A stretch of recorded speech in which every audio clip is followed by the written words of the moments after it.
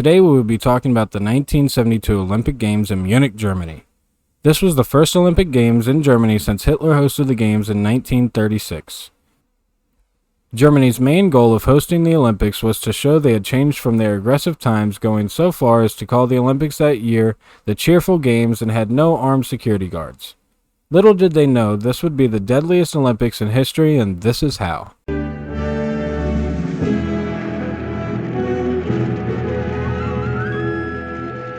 So the games of the 20th Olympiad begin with the voices of children, beautiful, innocent, serene. The setting much more Hansel and Gretel than Hitler and Goering. The day is perfect here in Munich, Germany, just 9 miles and 30 years from Dachau. The Olympic Games designed to heal old wounds, to show history that men and nations can change for the better.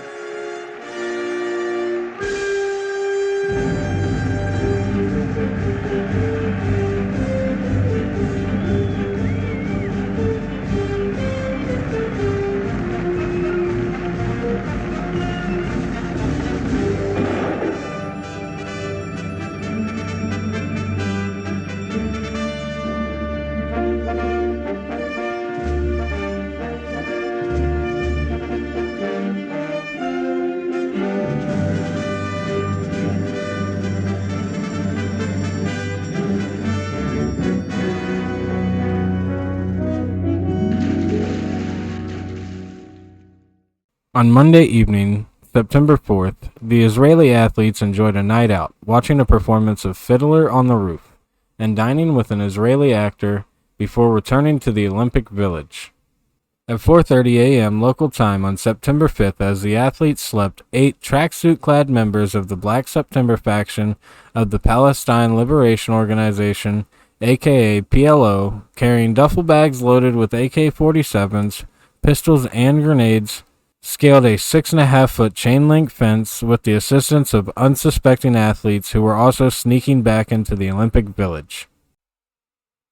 Once inside, the group used stolen keys to enter 2 apartments being used by the Israeli team. Yusuf Gutfred, a wrestling referee, was awakened by a faint scratching noise at the door of apartment 1, which housed the Israeli coaches and officials. When he investigated, he saw the door began to open and masked men with guns on the other side. He shouted a warning to his sleeping roommates and threw his 300-pound body against the door in an attempt to stop the intruders from forcing their way in. Gutfred's actions gave his roommate, weightlifting coach Tavia Savlovsky, enough time to smash a window and escape. Wrestling coach Moshe Weinberg fought the intruders, who shot him through his cheek and then forced him to help them find more hostages. Race walker Shaul Landy had been jolted awake in apartment 2 by Gutfred's screams. He jumped from the second-story balcony of his room and fled to the American dormitory, awakening U.S. track coach Bill Bowerman and informing him of the attack. Landy, a survivor of the Nazi concentration camps, was the first person to spread the alert. The other 4 residents of apartment 2 hid and eventually fled the besieged building. These 4 men were Henry Hershowitz, Zelig Stroch, fencers Dan Alon and Yetta Weinstein, plus Israeli ambassador Shmuel Lachlan and 2 team doctors. Leading the intruders past apartment 2, Weinberg lied by telling them the residents of that apartment were not Israelis. Instead, Weinberg led them to apartment 3, where the gunmen corralled 6 wrestlers and weightlifters as additional hostages for a total of 11. It is possible that Weinberg had hoped that the stronger men would have been better chance of fighting off the attackers than those in apartment 2, but they were all surprised in their sleep. As the athletes from apartment 3 were marched back to the coach's apartment, the wounded Weinberg again attacked the gunmen, allowing one of his wrestlers, Gad Taboshki, to escape via the underground parking garage. Weinberg knocked one of the intruders unconscious and slashed the other with a fruit knife, but failed to draw blood before being shot to death. Weightlifter Yusuf Romano, a veteran of the 1967 Six-Day War, also attacked and wounded one of the intruders before being shot and killed. In 2015, the New York Times reported that Romano was castrated after he was shot. At this point, the gunmen were left with 9 hostages. They were in addition to Gutfred, shooting coach Kayat Shore, track and field coach Emitzer Shorpria, fencing master Andre Spitzer, weightlifting judge Yakov Springer, wrestlers Elzer Haffen and Mark Slavin, and weightlifters David Berger and Zeev Friedman. Berger was an expedite American with dual citizenship.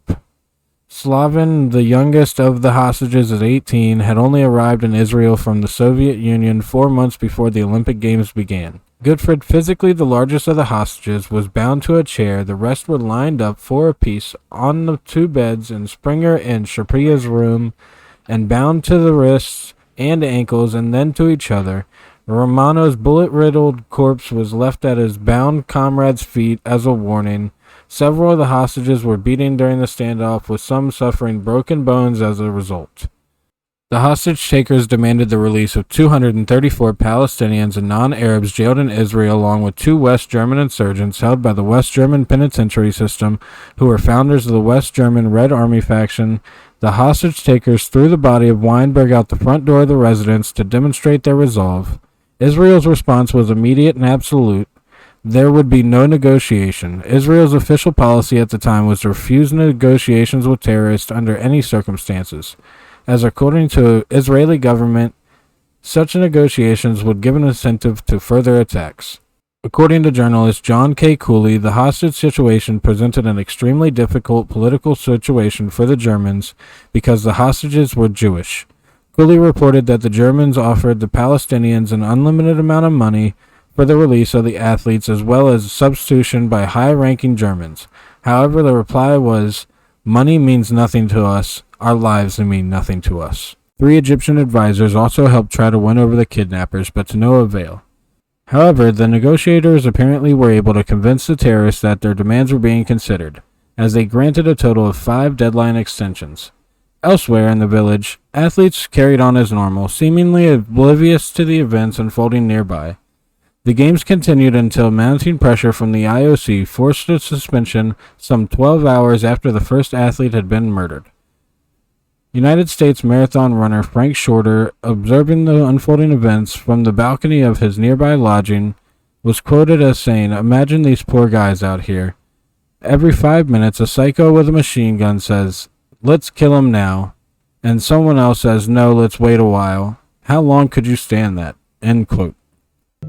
At 4:30 p.m., a squad of 38 West German police officers with no experience in combat or hostage rescue were dispatched to the Olympic Village. Dressed in Olympic sweatsuits, their plan was to crawl down from the ventilation shafts and kill the terrorists. The police took up positions awaiting the code word Sunshine, which upon hearing they would begin the assault. In the meantime, however, camera crews filmed the actions of the officers from the German apartments and broadcast the images live on television. Thus, the terrorists were able to watch the police prepare the attack. Right. Footage shows one of the kidnappers peering from the balcony door, while one of the police officers stood less than 20 feet from him. In the end, they threatened to kill 2 of the hostages, and the police retreated from the premises.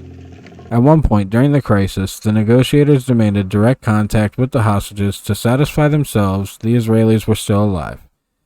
Fencing coach Andre Spitzer, who spoke fluent German, and shooting coach Kayat Shor, the senior member of the Israeli delegation, had a brief conversation with the West German police while standing at the second-floor window of the besieged building, with 2 kidnappers holding guns on them. When Spitzer attempted to answer a question, he was clubbed with the stock of an AK-47 in full view of international television cameras and pulled away from the window. A few minutes later, Hans-Dietrich Greicher and Walter Troger, the mayor of the Olympic Village, were briefly allowed into the apartments to speak with the hostages. Troger spoke of being very moved by the dignity of which the Israelis held themselves and that they seemed resigned to their fate. Troger noticed that several of these hostages, especially Goodfried, showed signs of having suffered physical abuse at the hands of the kidnappers, and that David Berger had been shot in his left shoulder. While being debriefed by the crisis team, Greicher and Troger told them that they had seen 4 or 5 attackers inside the apartment. Fatefully, these numbers were accepted as definitive. While Greicher and Troger were talking with the hostages, Kayat Shor had told the West Germans that the Palestinians would not object to being flown to an Arab country, provided that strict guarantees of their safety would be made by the Germans and whichever nation they landed in. The original West German plan was to transport the terrorists and the hostages by plane to Cairo, Egypt. 2 military helicopters were to take them to a nearby NATO airbase. Initially, the perpetrators' plan was to go to Rhein, which was an international airport near Munich at the time, but the negotiators convinced them that a NATO airbase would be more practical.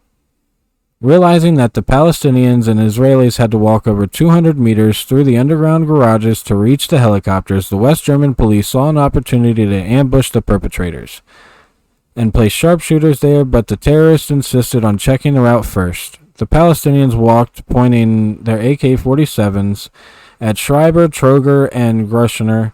At the time, the police snipers were laying behind cars in the side streets, and when the group approached, they crawled away, making noise in the process.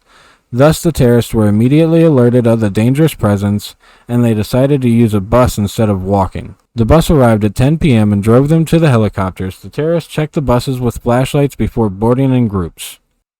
5 West German police officers were deployed around the airport in sniper roles, 3 on the roof of the control tower, 1 hidden behind a service truck, and 1 behind a small signal tower at ground level. However, none of them had any special sniper training, nor any special weapon, being equipped with an ordinary battle rifle without a scope or night vision devices. A Boeing 727 jet was positioned at the tarmac with 16 West German police inside dressed as flight crew. It was agreed that 2 terrorists would inspect the plane. The plan was the West Germans would overpower them as they boarded, giving the snipers a chance to kill the remaining terrorists in the helicopters. However, right before the helicopter landed, the 16 West German police officers dressed as flight crew decided to back out and left the plane to take up positions outside. When the perpetrators landed and went inside the plane and saw it empty, it guaranteed that they were in a trap. When the 2 terrorists realized that they were in a trap, We've been tricked, comrade. they decided to run back while opening fire on the tower that was across from the tarmac. In the ensuing chaos, the 2 kidnappers holding the helicopter pilots were killed while the remaining gunmen scrambled to safety, returning fire from behind and beneath helicopters out of the snipers' line of sight. Shooting out many of the airport lights, a West German policeman in the control tower, Anton Fleinberger, was killed in the gunfire. The helicopter pilots fled. The hostages tied up inside the crafts could not. During the gun battle, the hostages secretly worked on loosening their bounds, and teeth marks were found on some of the ropes after the gunfire had ended. At 4 minutes past midnight on September 6th, one of the terrorists turned on the hostages in the eastern helicopter and fired at them with an assault rifle from point-blank range. 3 Israelis inside were killed instantly. Berger, shot twice in the leg, is believed to have survived the initial onslaught. The attacker then pulled the pin on the hand grenade and tossed it into the cockpit. The ensuing explosion destroyed the helicopter and incinerated the bound Israelis inside. A 3rd kidnapper stood at the door of the western helicopter and raked the remaining 5 hostages with machine gun fire. The 5 men inside were shot on an average of 4 times each. The terrorist that threw the grenade then dashed across the tarmac and began firing at the police, who killed him with return fire. Another attempted to escape and was gunned down by one of the snipers. 3 of the remaining terrorists lay on the ground, one of them feigning death, and were captured by the police. One had been shot through his right wrist, the other had sustained a flesh wound onto his leg. The one feigning death had escaped injury completely. One terrorist escaped the scene but was tracked down with police dogs 40 minutes later in an airbase parking lot.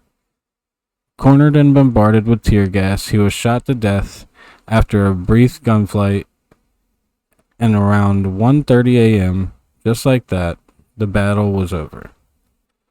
In the wake of the hostage taking, competition was suspended for 34 hours for the first time in modern Olympic history. After public criticism of the Olympic Committee's decision to continue the Games, on September 6, a memorial service attended by 80,000 spectators and 3,000 athletes was held in the Olympic Stadium.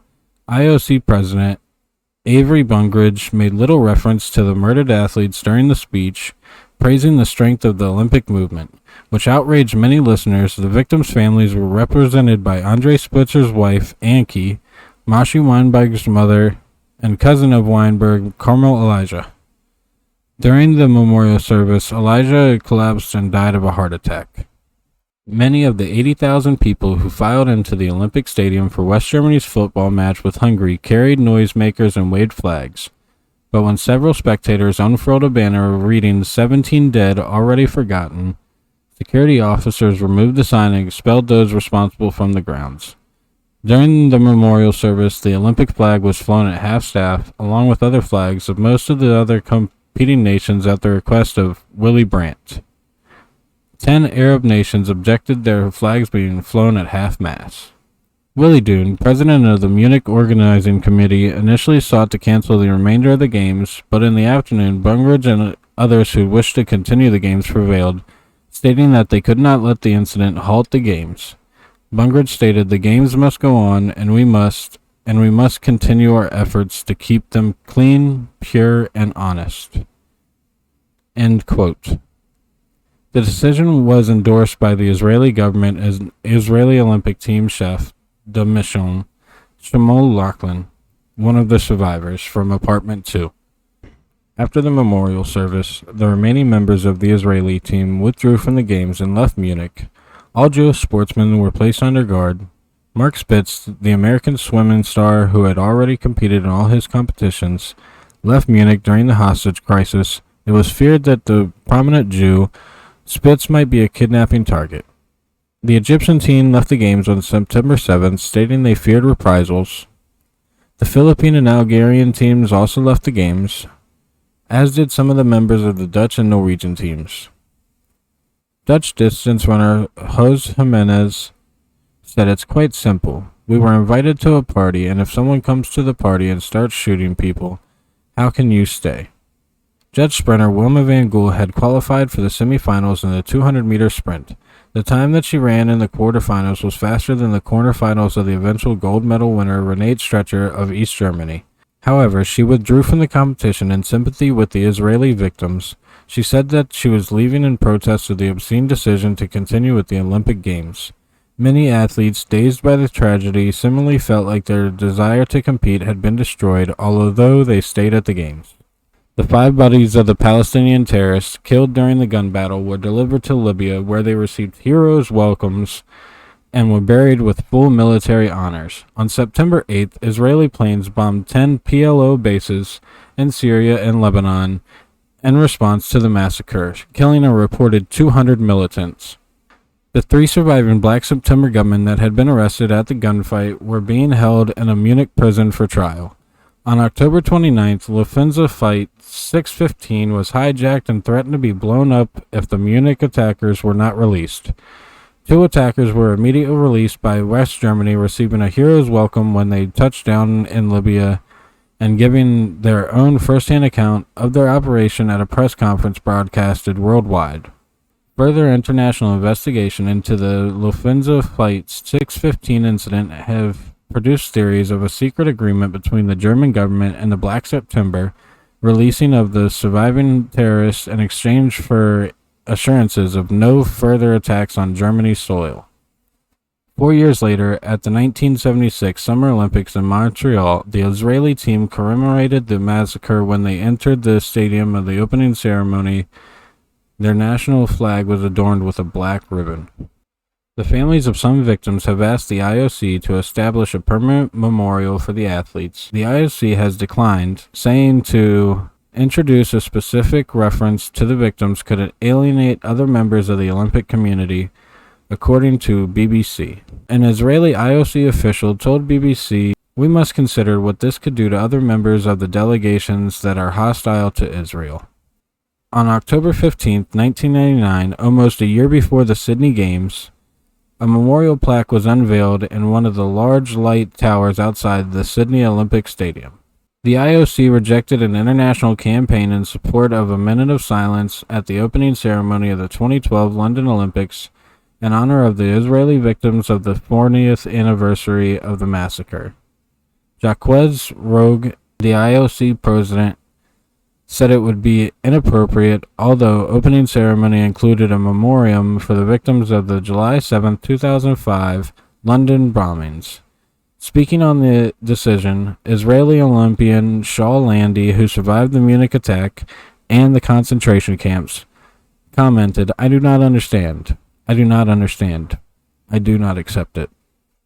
In 2014, the International Olympic Committee agreed to contribute $250,000 towards the memorial of the murdered Israeli athletes. After 44 years, the IOC commemorated the victims of the Munich massacre for the first time in the Rio 2016 Olympic Village on August 4, 2016. There is now a memorial outside the Olympic Stadium in Munich in the form of a stone tablet at the bridge linking the stadium to the former Olympic Village. There is also a memorial tablet to the slain Israelis outside the front door of their former lodging. In the 2020 Summer Olympics, a moment of silence was observed at the opening ceremony in 2021, a year before its 50th anniversary. This was the first time in history this has happened in the opening ceremony.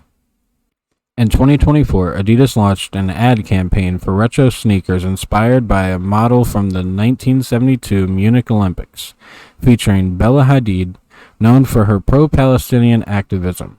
The campaign faced criticism from various groups due to Hadid's controversial remarks, prompting Adidas to issue an apology. The company acknowledged the unintended connection to the tragic events and announced plans to revise the campaign. Also in 2024, Thomas Portes, a lawmaker for the far-left party France Unbowed (LFI), sparked a huge row with his controversial comments just days before the games begin. I am here to say no, the Israeli delegation is not welcome in Paris, he said at a pro-Palestinian rally on Saturday. Israel athletes are not welcome at the Olympic Games in Paris. Mr. Portes claimed that competitors representing Israel should have to compete under a neutral flag because of the ongoing war in Gaza.